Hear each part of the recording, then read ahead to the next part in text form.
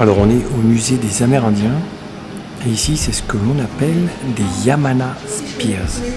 C'est un musée qui est très intéressant car il présente des armes, donc une histoire martiale des Amérindiens.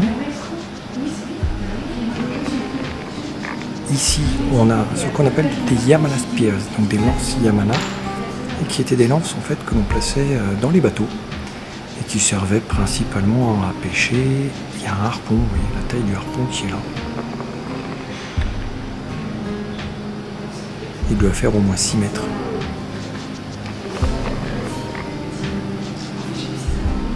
C'est intéressant car ici donc, on découvre un peu des arts martiaux mais sous différentes formes.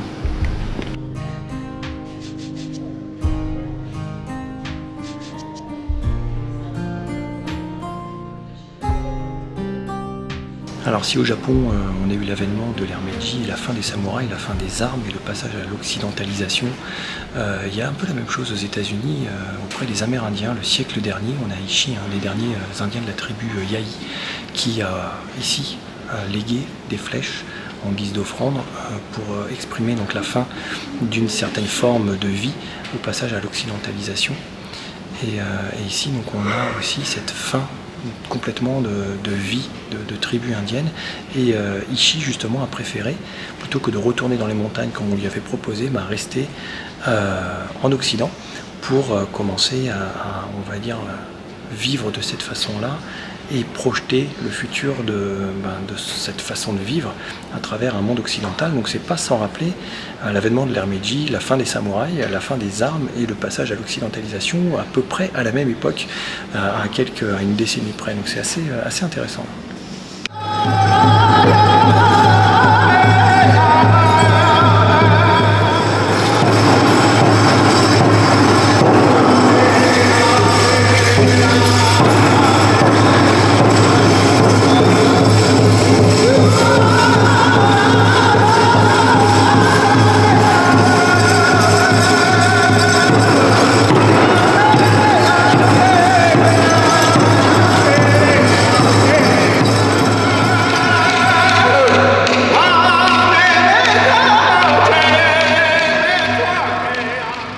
Alors comme je demandais à certains conservateurs du musée, j'ai l'impression qu'il manque une petite partie de l'histoire, notamment de l'histoire martiale des Amérindiens.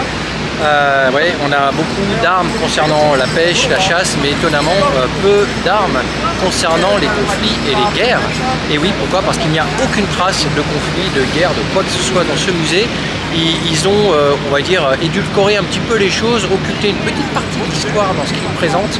Mais bon, on connaît un petit peu l'histoire et c'est juste un petit peu dommage de ne pas avoir accès à la fois à l'histoire et aussi à cette part de culture, d'artefacts, d'objets qui aurait pu être très intéressant à découvrir ensemble.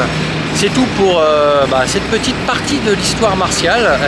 Ça fait aussi partie de la culture martiale de manière générale, de manière mondiale. Et on va maintenant reprendre la route pour essayer de trouver peut-être un dojo, peut-être une boutique, je ne sais pas encore, ça va être la surprise.